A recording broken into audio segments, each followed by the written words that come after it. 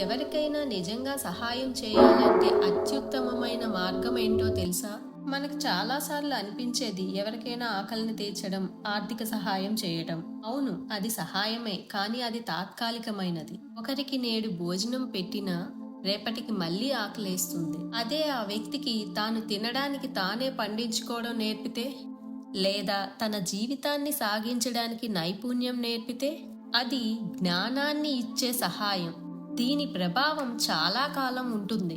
కానీ దానికన్నా గొప్పదైన సహాయం ఉంది. అదే ఆధ్యాత్మిక సహాయం. అదేంటంటే తాను శరీరం కాదు, మనసు కాదు, తాను నిత్యమైన ఆత్మ అని గుర్తు చేయడం. ఈ సత్యాన్ని తెలుసుకున్న వారికి నాకు ఇది కావాలి, అది కావాలి అనే ఆలోచనలు మాయమైపోతాయి.